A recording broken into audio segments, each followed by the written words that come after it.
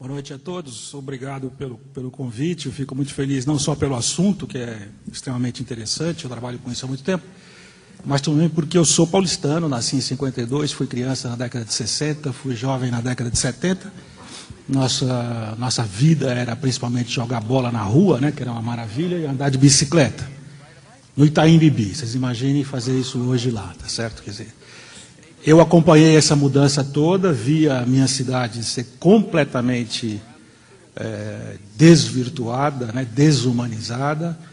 Começou quando as pessoas, isso bem na década de 70, os primeiros paulistanos vestidos de automóvel começaram a correr pelas ruas e atropelando as pessoas, atropelaram meu irmão, ficou 45 dias no hospital, foi o primeiro choque que a gente teve, a primeira vez que eu me vi frente a uma realidade que estava em transformação e que nunca mais parou, né? Eu pretendo dar, no sentido ruim da palavra, né? Eu pretendo dar uma contribuição, lembrando alguns aspectos técnicos, que acho que são muito importantes para a gente combater alguns mitos que circulam há décadas na cidade e nos países em desenvolvimento, porque se a gente permanecer preso a esses mitos, a gente não vai avançar, a gente não vai conseguir gerar uma solução adequada e não vai conseguir fazer o que é muito importante, que é criar um constrangimento ético sobre aqueles que defendem esses mitos como se fossem verdades. A gente precisa denunciar esses mitos com vigor, com respeito, com honestidade, mas com muito vigor. Se a gente não superar esses mitos, a gente não consegue mudar, né? O primeiro ponto importante é que todas essas discussões, está um pouco por trás delas, embora os colegas tenham falado muito bem a respeito disso, uma ideia de que a gente precisa buscar uma eficiência. Se fala muito na imprensa do congestionamento, a cidade é ineficiente, etc. Esse é um grande risco. Lógico que a cidade é ineficiente, não interessa a ninguém o baixíssimo grau de ineficiência, mas nos países de desenvolvimento a equidade é tão importante quanto a eficiência. Se a gente ficar ligado ao preceito neoliberal de que a eficiência é a coisa mais importante, nós vamos fechar amanhã mesmo 1/3 das linhas de ônibus de São Paulo, porque elas não são eficientes, do ponto de vista econômico. Fazer ciclovia, então, não pode nem pensar, porque se for analisar o benefício-custo de uma ciclovia, nos moldes liberais, você não passa da primeira página, você vai ser derrotado na primeira discussão. Então, a equidade é uma coisa essencial nas sociedades como a nossa, que são sociedades de extrema desigualdade, e que, portanto, o nosso grande desafio é montar um projeto de equidade para reconquistar o espaço e a cidade para nós, com um grau mínimo de eficiência. Ninguém vai defender uma cidade ineficiente, isso é lógico, né? Para a gente entender melhor esses números que eu proponho, é importante lembrar que a mobilidade das pessoas e das cargas tem dois ângulos que a gente deve analisar para entender o que acontece e, consequentemente, ver como pode ser mudado. O primeiro ângulo é o mais comum, é o ângulo do consumo, né? A mobilidade consome espaço. A cidade do país mais rico do mundo, que tem maior espaço viário, é Los Angeles. Em alguns lugares tem 70% do espaço dedicado ao automóvel andando ou parado, que é o recorde mundial, né? Ou seja, o sistema de transportes consome muito espaço.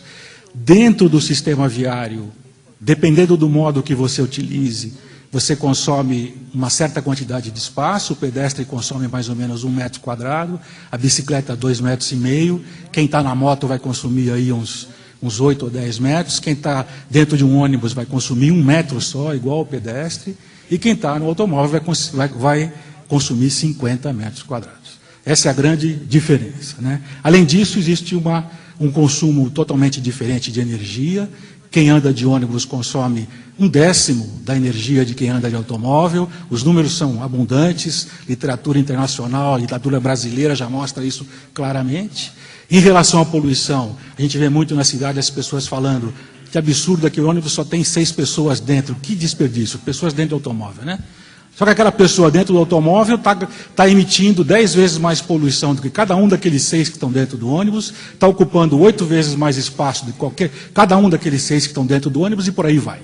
Então, nós temos importantíssimo que a gente entenda esses dados todos para nós podermos combater esses mitos e defender melhor a nossa proposta, porque se nós soubermos combater esses mitos, não haverá forma daqueles que ainda insistem no novo modelo, insistir nesse novo modelo, a não ser pela força. Porque é evidente que o modelo que nós propomos tem várias virtudes. Não tem só virtudes, mas tem várias virtudes, né? Eu costumo comparar, e os dados saem todos para quem tiver interesse, eu desisti dos slides para a gente economizar tempo, saem todos do Sistema de Informação de Mobilidade da Associação Nacional do Transporte Público, que é uma associação civil sem fins lucrativos, não confundam com a associação dos donos dos ônibus, não tem nada a ver, e que é o primeiro sistema de informação de mobilidade dos países em desenvolvimento no mundo, cobre as cidades acima de 60 mil habitantes do Brasil, e que agora foi copiado na América Latina, eu pude participar, já existe o sistema latino-americano também semelhante ao da ANTP. Vocês podem consultar www.antp.org.br, Sistema de Informação. Os números que eu vou falar estão, em geral, todos lá, né?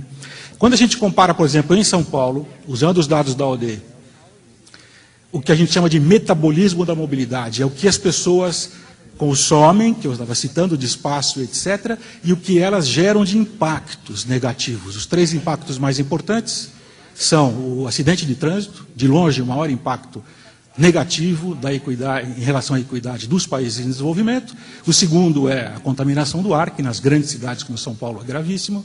E o terceiro, o famoso congestionamento que incomoda tanta gente. Esses 3 impactos negativos não são os únicos, mas são os mais comuns, os mais elucidativos na discussão.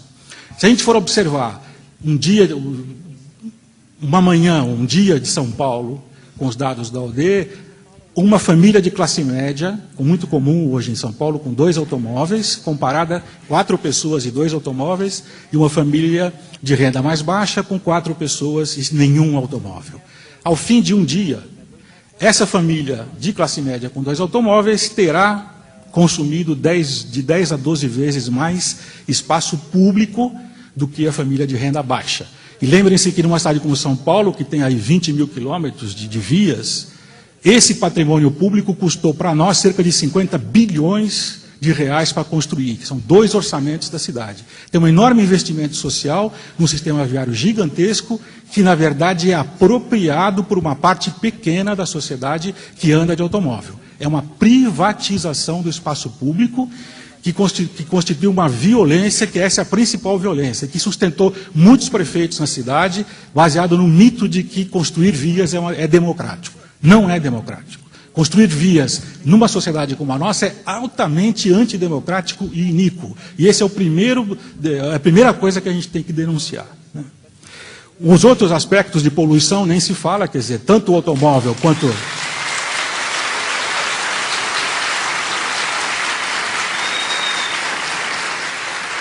Tanto o automóvel quanto a motocicleta, que não as novas, mas o médio, poluem muito mais por passageiro transportado, é outro mito que existe.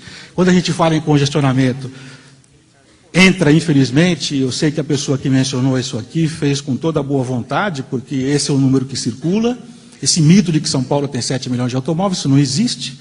Esse mito vem vindo há muito tempo, né? A gente sabe que isso não existe. Hoje, no máximo, existem 4 milhões de automóveis em São Paulo, talvez 3,5 milhões sejam usados, o que já é um número gigantesco, enorme, né?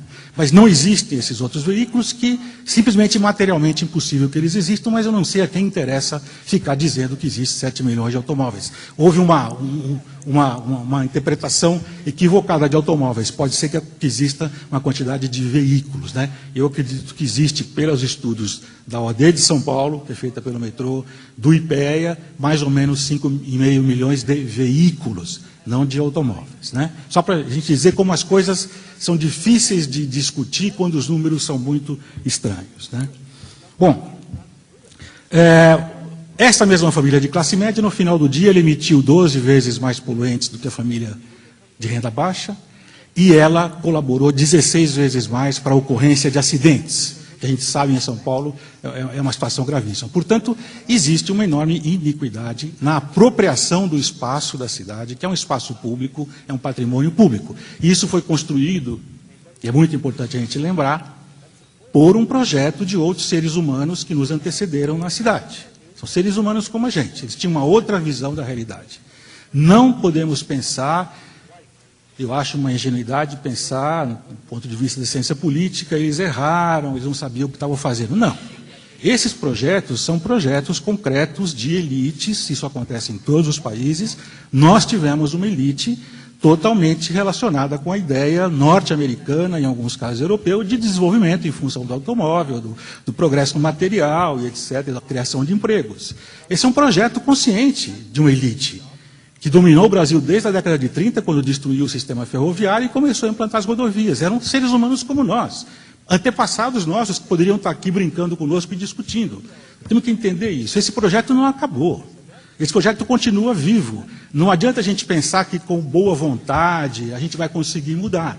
Essas pessoas, naturalmente, como nós faríamos também, vão continuar defendendo o seu projeto. Então nós temos que nos preparar para um debate da democracia, um debate pela equidade, e criando esse constrangimento ético para não deixar os mitos permanecerem. Depois que a gente eliminar esses mitos, ou pelo menos a maioria deles, aí a gente senta na mesa para discutir o que realmente deve ser feito, né? Por exemplo, as pessoas acham que os 4 milhões de automóveis estão ao mesmo tempo na cidade no congestionamento. Quando eu pergunto nas palestras assim, todo mundo responde 3 milhões e meio. Na verdade, 15%, 600 mil veículos ao mesmo tempo no trânsito da cidade paralisam a cidade no fim do dia. Ou seja, o que isso mostra? Isso mostra que todo mundo já sabe, nos estudos internacionais, que como o automóvel necessita 50 metros quadrados para conseguir circular numa velocidade mais ou menos de 25 km por hora, é impossível acomodar todos os automóveis na cidade. Nenhuma sociedade do mundo conseguiu, nem a sociedade mais motorizada e mais rica do mundo, que é os Estados Unidos.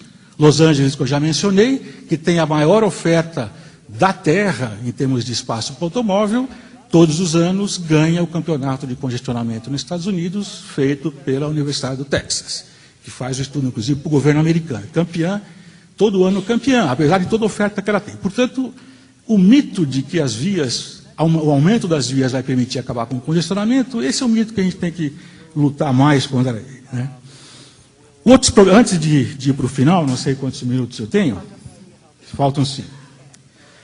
Nós temos que também lembrar que algumas características dos países em desenvolvimento são muito importantes nessa discussão. Primeiro, que nós temos democracias, no mínimo, diria, frágeis. Alguns dos nossos vizinhos na América Latina têm democracias de mentira, que podem virar ditaduras da noite para o dia.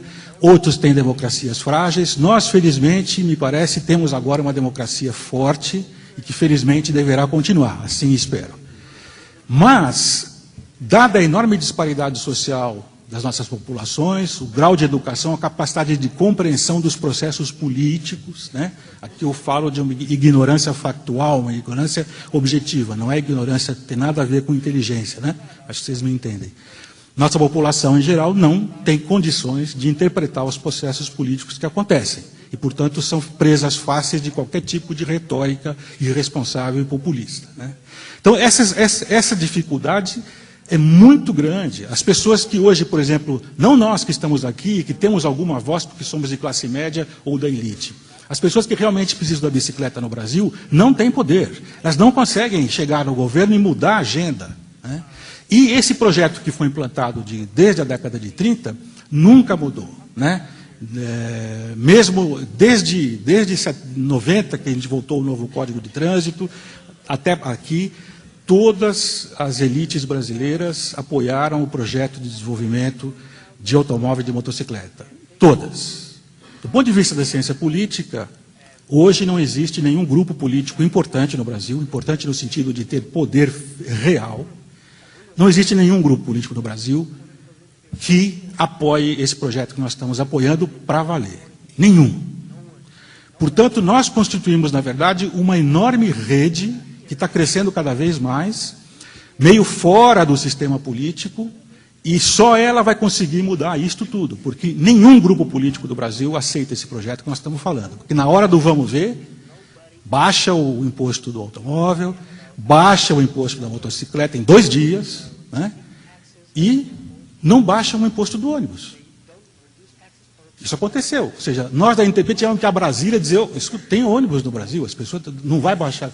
Porque é instantânea a reação. Quer dizer, toda a elite brasileira, toda a elite política brasileira está profundamente dominada por essa ideologia do progresso, do desenvolvimento, e aparentemente as novas descobertas de petróleo do Brasil vão tornar isso mais grave ainda, no sentido, porque ninguém, nenhuma força política importante, realmente está afim de fazer as mudanças necessárias, né? Bom, terminando, quais são as propostas? A primeira proposta é que a gente tem que lutar muito pela democracia, para ela se aprofundar. A segunda é que nós temos que lutar muito pela cidadania. Eu gosto muito de citar uma coisa que me impressiona demais em São Paulo e no Brasil todo: o pedestre que cruza a via em cima de uma faixa de pedestre agradece o motorista que para. Quer dizer, esse é o sinal mais claro da ausência total de cidadania, gente. Enquanto a gente não mudar isso... Não, e ainda faz assim, né? Tipo, o Brasil é legal, você é muito legal, obrigado, e, somos todos brasileiros e tal. É uma coisa trágica, realmente é um negócio é uma coisa, não dá para rir, né? Enquanto a gente não conseguir mudar isso, como é que a gente vai mudar isso? Quer dizer, eu tive na CT, por exemplo, que eu fui da primeira equipe, dos primeiros 10 anos, experiências muito interessantes nas periferias, que todo mundo ia, né? Nas discussões. A gente tem que promover discussão de cidadania no trânsito, na base, com todo mundo, para derrubar os mitos, mostrar para a pessoa que está dentro do ônibus, as pessoas pobres que falam: puxa, Eduardo, eu estou no ônibus aqui, ele polui tudo. Eu falei: não, não é você que polui, não, os outros poluem muito mais, a pessoa não sabe isso. Eles não sabem nada, as pessoas não sabem. Elas estão completamente dominadas por essa ideologia e por essa mitologia que se separa. Nós temos a obrigação de trabalhar pela cidadania. Eu acho que esse é o mais importante, porque não será fácil, isso é longo, um ambiente construído como este, que levou 100 anos para fazer, bilhões e bilhões de investimento das casas de todo mundo, esse edifício aqui, todos os edifícios de São Paulo, isso está construído, isso não vai mudar em 10 anos. Não adianta a gente se iludir, a gente tem que trabalhar no espaço viário e na mudança do espaço. Primeira proposta, mais concreta em termos de trânsito: nós temos que baixar a velocidade na cidade inteirinha. Nós estamos...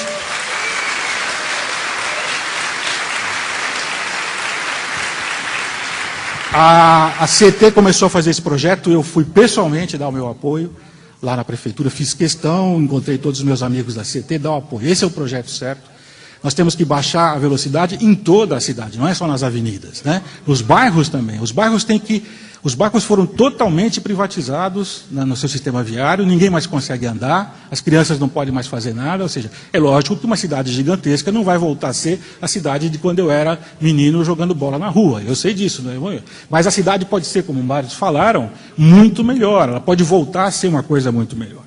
Então nós temos que fazer um projeto tipo europeu, né, me parece, em que a gente vai baixar as velocidades nas zonas residenciais de todos os veículos a cerca de 30 ou 40 quilômetros. Esse é o projeto que permitiria reorganizar o espaço do trânsito para reinserir o pedestre e o ciclista. Aí é o espaço que você pode entrar e deixar seu filho andar à vontade, a pé, deixar o seu filho andar de bicicleta. Enquanto isso não for feito, a gente não vai conseguir. É muito perigoso, né?